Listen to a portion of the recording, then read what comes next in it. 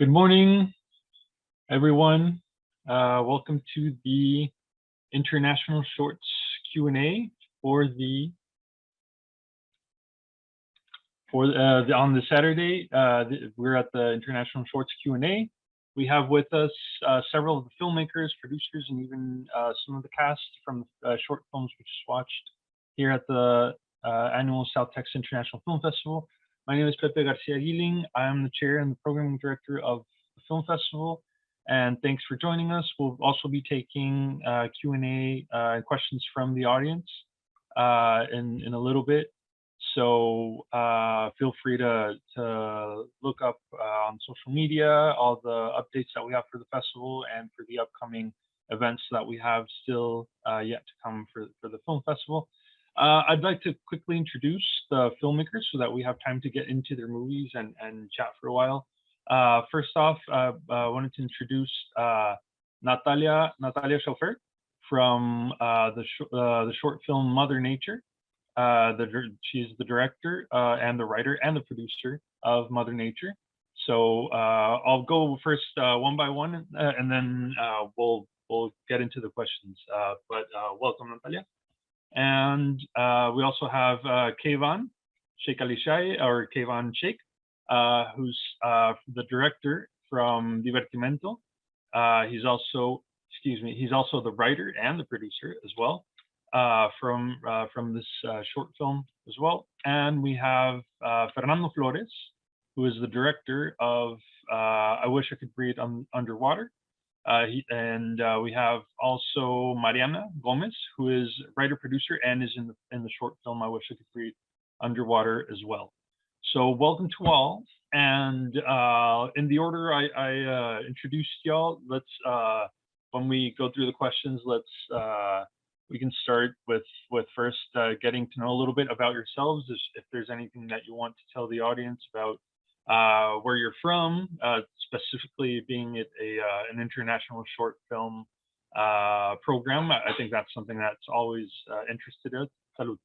And so we can start with Natalia, if you please, introducing yourself, where you're from, and if you want to tell us a little bit about your film.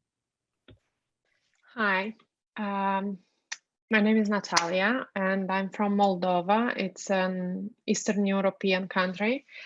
My film portrays gap between two generations, as well as it's telling a major problem we are facing, which is climate change and non-recyclable waste. I tried to make it in a comedic way, and hopefully I didn't offend anyone. So that's it. Okay. Thank you. No, thank you. I for one was not offended. I enjoyed it very much, and thank you for that introduction. Keyvan, would you like to introduce yourself? Yes. Hi everyone. I'm Kevin. I live in France. I'm from Paris, and Divertimento is my third short film.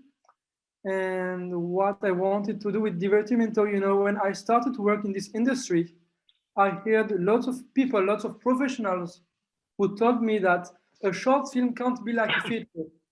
And I get a bit bored with this, and I wanted to make a short film which can be compared with a feature film. So this was the main goal for me when doing this short film. Okay, that's pretty interesting, and actually pairs up with a few of my thoughts and comments about the film as well. Starting from the trailer, right? So you can even get that feeling from the trailer when I first saw it. I even had that feeling, and I even wanted to make sure if it was a short film or if not. So props for that. And Mariana, would you care to introduce yourself to the audience? Yes, of course. Hi, my name is Mariana Gomez. I'm from Querétaro, Mexico.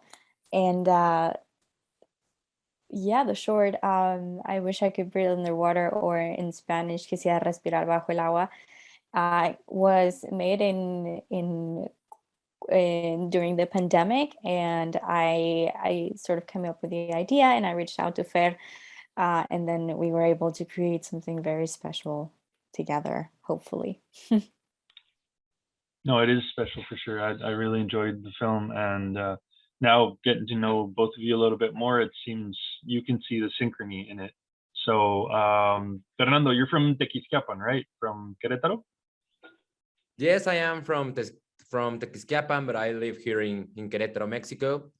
And as Mariana said, Quisiera Respirar Bajo el Agua was a short film making during the pandemic. And I would like to say that Mariana was all the soul of our project, and we wouldn't be here if it wasn't for her. Yes, actually, I know we were going in a certain order, but I wanted to go off of that, and then we'll go on with excuse me, Natalia and Kevon's film. But off of that, I've seen that the film is done pretty well, and like you mentioned, Fernando, if you know Mariana's producer, I'm assuming, and the rest of the team, along with yourself, have really gotten to see that the film has had its run, right? It's had a pretty prominent festival run, right? And y'all have had the fortune to get it out there, right? Just for the audience to watch it, right? Tell us a little bit of where or how you came to decide on which festivals or where to show it around, or where it's been, if you can, please. Well, at the moment, we talked about we were talking about putting it in a lot of festivals in Mexico and in the US, but then we started like expanded around the world, and then we submitted it to the Southeast Emmys, and then we were very grateful to get one of them. So we were super grateful. We've gotten a couple of awards here and there, and I guess it was just hoping to put it out there, and then just being open to whatever response we were getting. No, and that's you can definitely tell that it's had you know, it has a rightful place in all of these festivals, and just by watching the short film, you can definitely tell that hopefully it gets watched in as much places as possible. And I also wanted to ask, for instance, Natalia about the short film, and we were going to start talking about the conception of the short films and how they came to be or where the idea came from. But also wanted to mention how Natalia is you're a Berlinale alumni, right? From 2015. Would you mind talking a little bit? I know it was a few years back, but would you mind talking a little bit about that experience for the audience members who don't know too much about what happens at the Berlinale? Berlinale Talents is a wonderful experience for everybody. At the time, I was in the process of filming my feature film, so I had a lot of inspiration. And when I applied, you have to fill out a lot of full answers to questions, and I guess they heard that I need some help and inspiration through my process of my feature film, which was a struggling experience for me. and I got in, and then you get to meet a lot of talented people, because they select like 300 talents every year. You get to choose to go through different labs, like acting lab, editing lab, screenwriting lab, or editing lab. I didn't go to any lab. I was just trying to get into the film markets and trying to promote my feature film, and to get to know as many people as possible. So it's a wonderful opportunity for filmmakers to get in. It's for me, it was a window to see what filmmaking is actually about. It was one of the biggest film markets where you can go in and you see how people sell and buy films, and it's a grand event. Right, those film markets are overwhelming. I can't imagine in Berlin. Yeah, yes, and for me as a beginner at the time, even now I'm a beginner, but still, now I have an idea how it works, and I would probably do differently. I would do better in this kind of situations. But at the time, I was there. I was looking for sponsorships, producers, but everybody was already booked, because when you are actually approved to be a Berlinale talent, you have to reach out to the people, I don't know how, beforehand, and make arrangements and so on, so on, so on. I think now, and so just to get the audience up to speed, bigger certain film festivals in Mexico. I attended Guadalajara, and in Guadalajara, that was my first experience in a film market, and it's quite a job, right? So filmmakers will go to these festivals and pitch their movies to distribution companies and try to get them to help them out in distributing their films and put it out there, etc. And like Natalia was saying, it's a process. I wasn't selling a film, and it was overwhelming for me just to see all these people. It seemed like a filmic Wall Street, or what was it? Yeah, where they do the stock market or all of that. It was just crazy, right? So I can understand that it can be overwhelming, and kudos for getting your feature film out there. We all know it's not a simple task. And well, I'm glad it did well. I saw that it got a couple of awards as well. And if I recall, like now what they're doing sometimes is in advance, like if a festival has an app, or if they have good communication from the start, they'll do like a sort of networking previously, so that you don't get there without knowing anybody. But in advance, you can email them or something like that. But not every festival does that, even the big ones, right? So it's a whole process. And yeah, Kayvon, I wanted to ask you about speaking of the kinks of production and getting a little larger than life as we start to get more experience. I saw you have a premium cast, and I think you really you mentioned a lot how you have a couple of comments on when you talk about the film and writing, of how important it was to have the cast, and I know you have a couple of big names in there. And how was it working with the cast of Divertimento? Well, it was wonderful, because they were very easy to work with. You know, they came from not a teen, but a young adult. They came from Los Angeles to Paris. So if someone who comes who make the travel, make the trip from Los Angeles to Paris, he can only be cool and very easy to work with. So they were very, very friendly, very nice. We felt like a family. And on set there was no stress at all. We all feel with the crew, with the actors, we all feel like a family for 1 week, and even more, because I'm still in touch with them, and they're still friends. But I felt that it was I was very grateful, of course, and very happy. And again, we felt like a family. So it was very easy. They were not I'm this one, so I'm.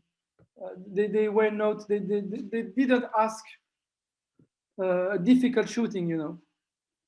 It would seem sometimes that almost the objective of when you finish a film, it would almost feel that one of the objectives is to not finish the film hating the production, so that you have the spirit to come back to the next film after that, right? Because I remember my first short film, if I hadn't had such a great experience like you're mentioning, I probably wouldn't have kept making, because that probably would have been a sign, right? But so it's so important to be in connection with your team like you are. And I didn't know they traveled all the way from LA to it was produced in France, yes? Sorry? It was produced in France? No, I produced myself. No, the country. Like In France, yes, of course. In France, yes. yeah. Of Yeah, you course. produced it It was, in one Paris? of Paris, yes, yes. Yeah. It was a castle, a French castle, yes, from the 18th century, you know. Right. And all the paintings, all the locations, all the paintings are from, you know, they are all historic From then. paintings, yes. Yeah. Everything in the castle, I didn't change anything, you know. Right. Except the blue sofa in the room, in the bedroom, but yeah, the one where you know, yeah. And I wanted to touch on the production in general of the film, because that's definitely a talking point for your short. But first, I wanted to check back in with Fernando and with Mariana, since director and writer. How does it work when you don't write your own film, Fernando? When, you know, obviously you have to have some connection with the writer, and how did that process work? Where did the idea form, and how did you communicate with Mariana to get the film to be? Well, it was really easy because Mariana was our actress too, and I felt really support with her in all the process. And to direct a film that wasn't writing by me was a new challenge, was a new experience. Yeah. But because I had to translate something for myself to the movie, and Mariana let me to make all the decisions that I thought that that would be good for the movie, and it was also really fun. Yeah, and I think I think it takes.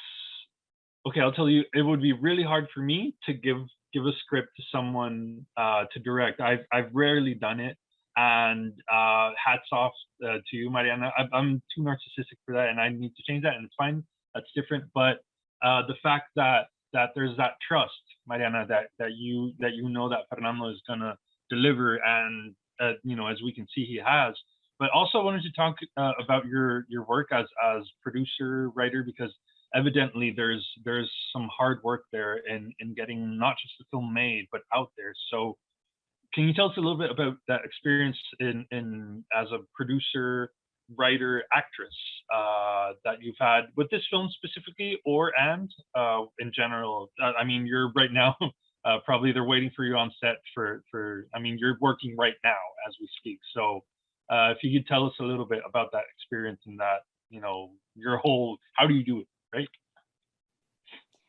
Yes, of course. Well, it was also very easy working with Fed. The entire crew was just amazing. So I feel like it all happens a big chunk of it happens in pre-production. So if you have everything or most of it ready in pre-production, then production is going to be easy. If you did your job as a producer, and if you have a good script, so if you had a good writer, if you're a good producer, and if you have everything as you know, planned and prepared as possible, then production is going to be just easy. So and enjoyable.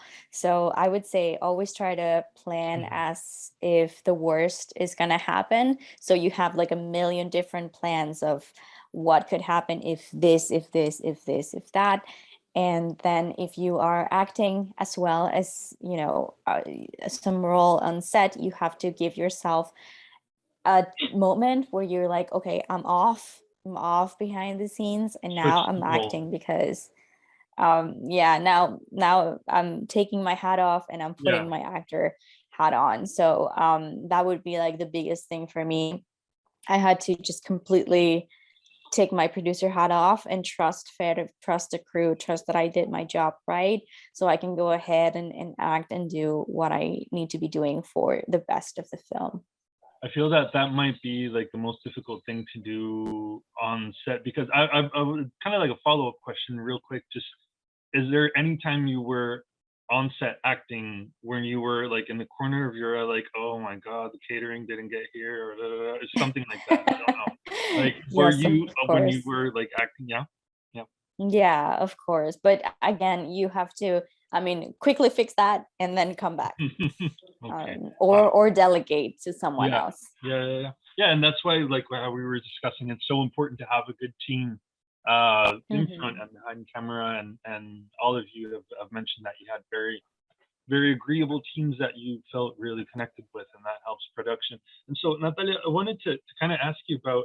I had a lot of fun with your short film, and geez, I mean, it's obvious that I don't speak the language, and still all of it, I barely had to even read the subtitles because I was so invested in the acting and the body language and in the mood.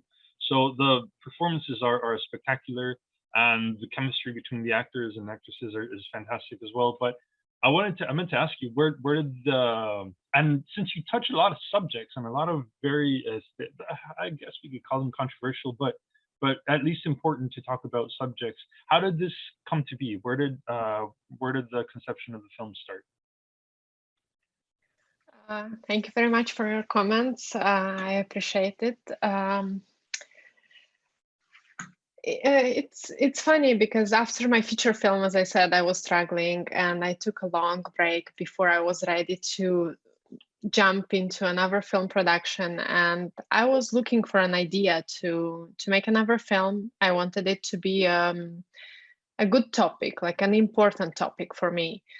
And me and my husband have been vegan for a couple years, when one of my aunts made a funny comment. Like, she said, I think it's healthy to eat everything a little bit, but she's struggling with obesity. And at that point, I thought, like, yeah, but it's not healthy to eat everything. And so I decided to make a short film where I also, in a way, I'm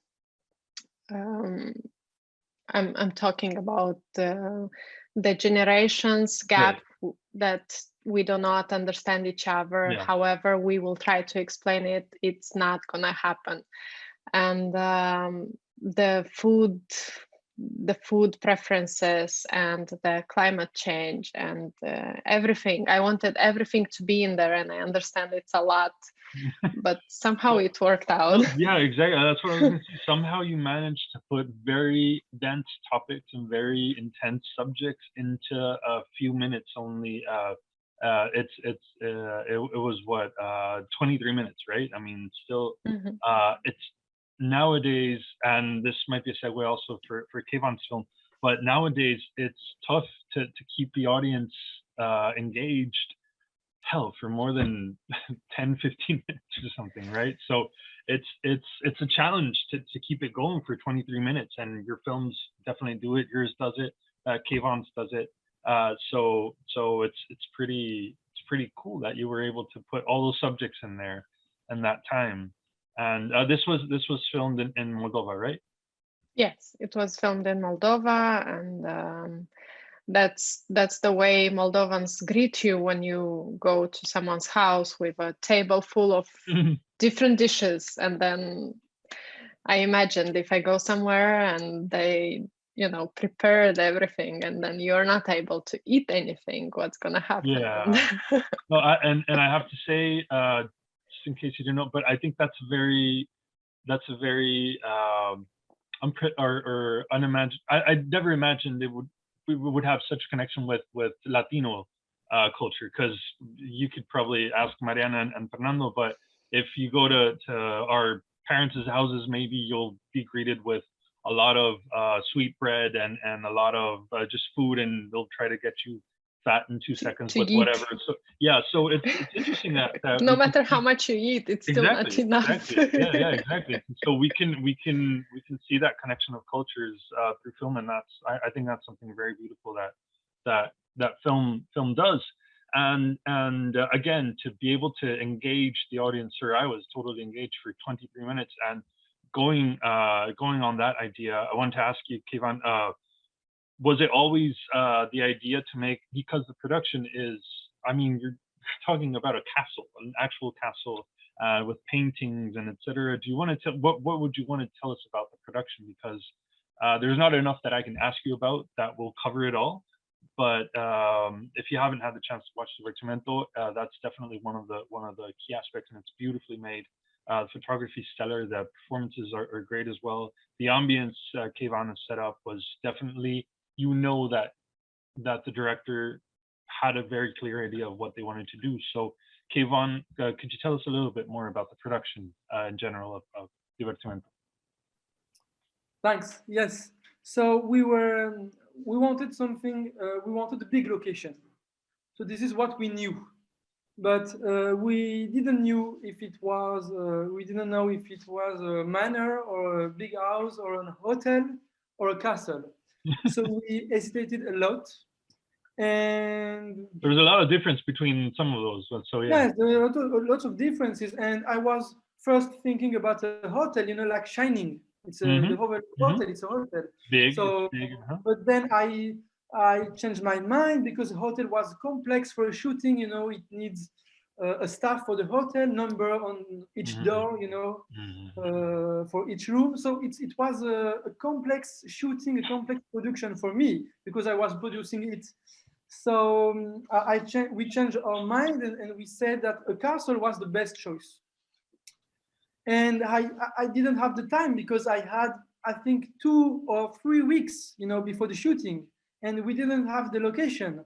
So I didn't have, you know, anything. So I visited a couple of castles, and I fell in love with this one at Champlâtreux. The name is the Castle of Champlâtreux, but they didn't want that we shoot our short film there. They didn't want because they said me that we don't work for short films. We don't work with short films. We only want feature clips, ads because they have money. We don't want short films. And I've told to them that I'm working with famous actors, and it can make your promotion for your castle. And they said we don't care. We don't want to work with you. So I insisted, and I called 5-6 times, and I visited the castle.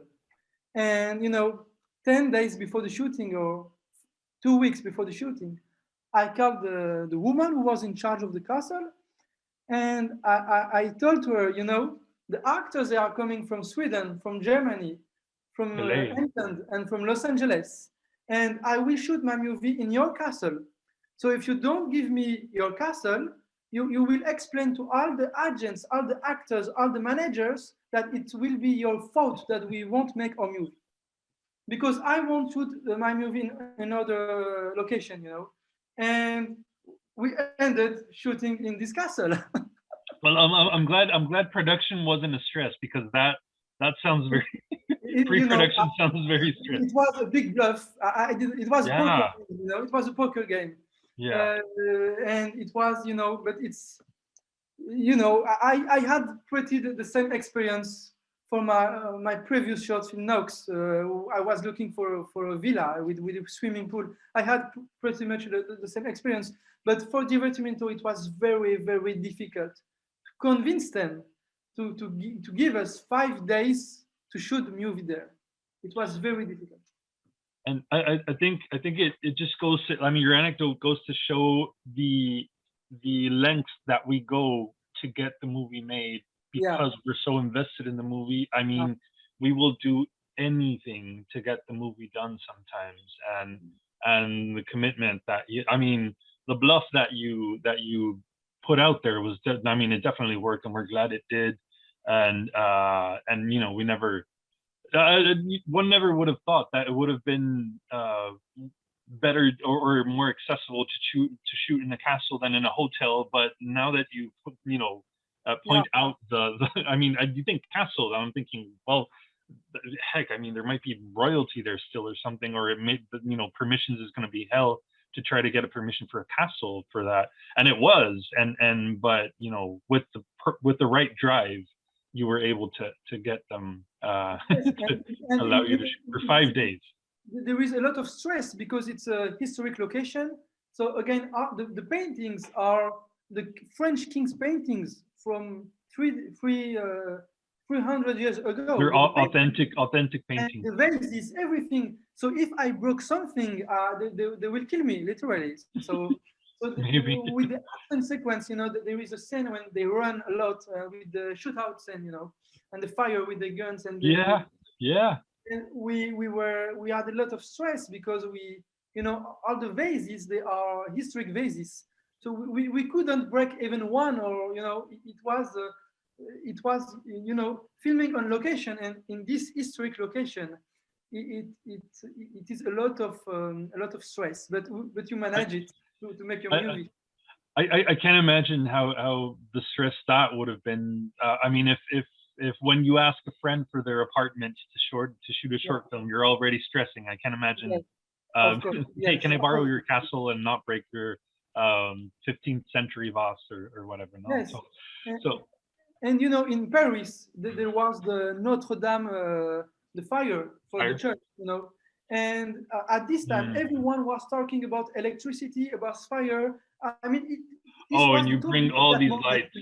Yes, and they were talking a lot of insurance about millions of dollars, which must be covered by insurance, insurance company, with what happened to Notre Dame, the fire, and everyone, the electricity problem, the gas, and and when I said to my team that we're going to explode the castle, and the owner was there and said to me, what are you talking about? And I said, no, this is Post-production. FX.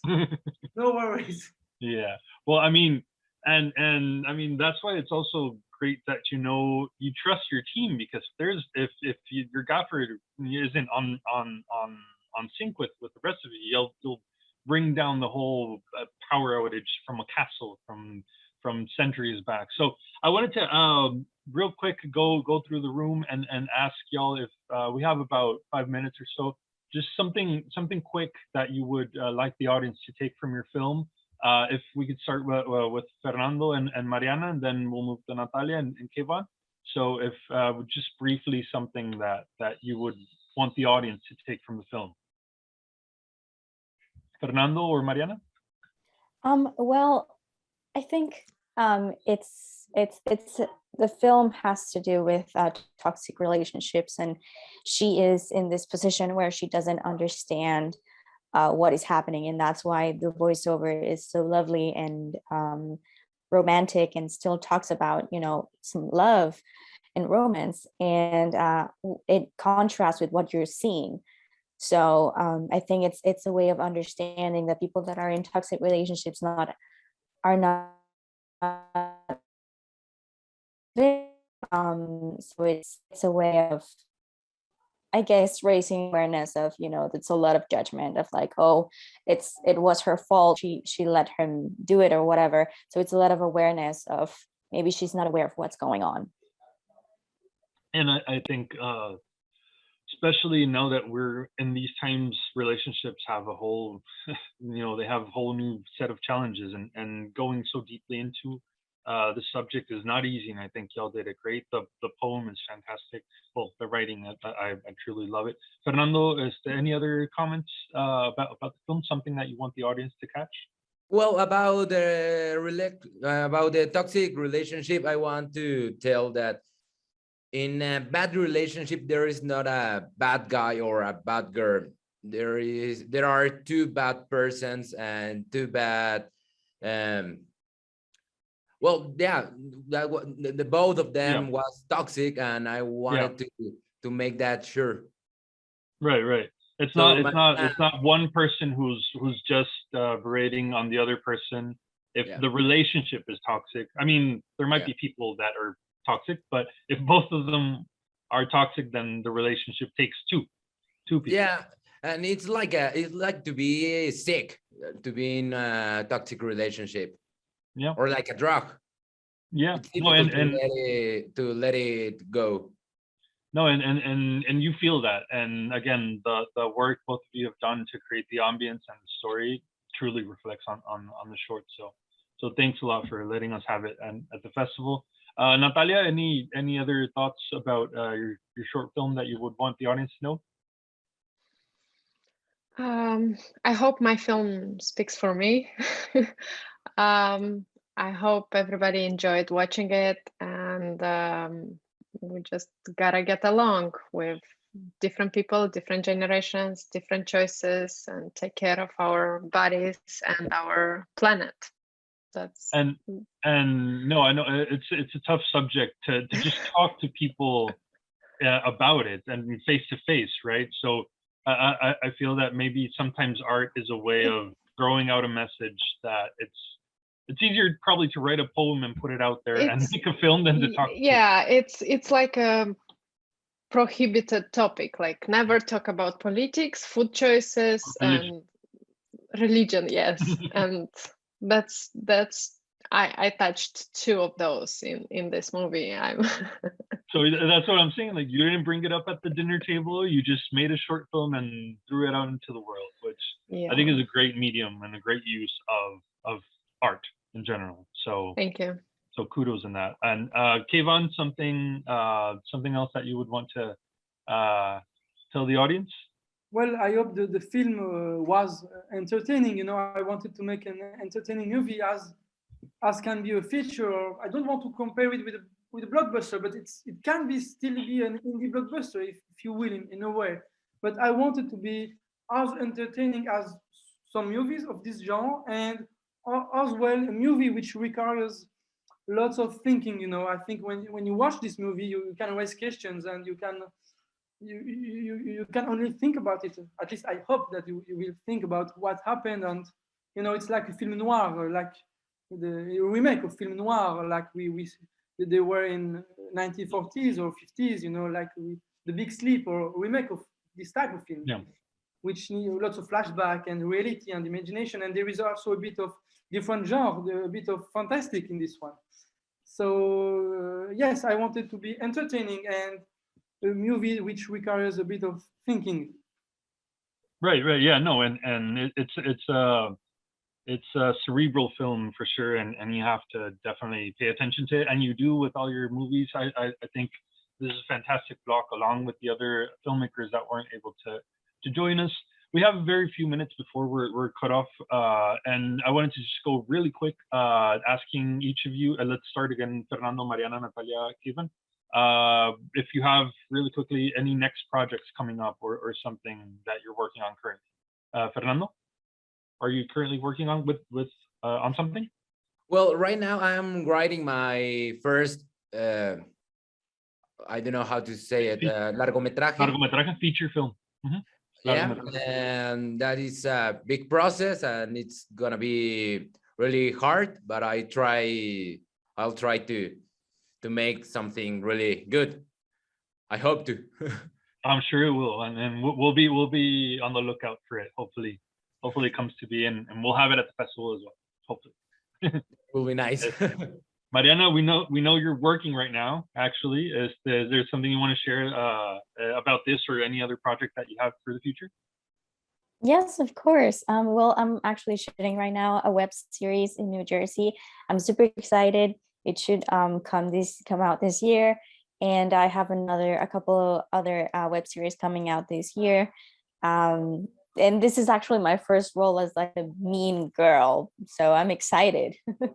Wow, yeah, no, it's I mean, from this work that we saw of Fernando's film, I mean, it'll be interesting to try something else, right? And we'll be on the lookout for the web series for sure. Just let us know, and we'll be glad to share it. Natalia, any upcoming project? I have a short film in post-production right now, and I'm working on a feature screenplay as well. So Nice. it. Well, takes time. Take your time, and we'll definitely be on the lookout. Is it? I'm not familiar with the previous work, but is it similar to anything you've done before, or a little bit departed? Your next short film, for example. I'm trying to learn something new in every film I make. Okay. Even if this short film is another drama, and Mother Nature is the only comedy I did. Okay. But it's the first film I shot in US, which was another door to open for me. Yeah. And and I made it as simple as possible with 3 actors, 2 locations, and yeah, so that was my success here. And yeah. That's nice. No, that's great, and good luck with production over here as well. And Kayvon, something that you're working on currently or upcoming? I'm preparing my future, so I cross fingers. Am I way off to guess that it's an extension of Divertimento or not? It won't be an extension. It will be very different. But if you watch my short film, you will recognize that it's still me. Okay, and that's fantastic that we can definitely know, start to identify your style and hopefully, yeah. Cinema de Octo, and so there we go. And okay, so that kind of wraps it up. I know, like I said, we could probably keep talking, and we didn't even get to the other 2-3 questions that I probably had in mind, but there's always going to be a want to keep talking about our films. Fortunately, we have to cut it off in a few, and it was very delightful to have the 4 of you here at the festival. Thank you so much for submitting the film, which is the gears and grinds of the festival for sure. It was very enjoyable watching them, and hopefully the audience got a chance to watch them. If not, I think we've been sharing the social media handles, and there might be a way to communicate with filmmakers. So get in contact with us. If not, please check out the rest of the festival. We still have some stuff going on, especially in the international categories, and we'll be having the award ceremony soon as well. Thank you again to Fernando, Mariana, Natalia, and Kayvon for showing up and being here for the Q&A. And thanks to the audience also for tuning in. Thank you, everyone. A pleasure. Thank you. Best of luck.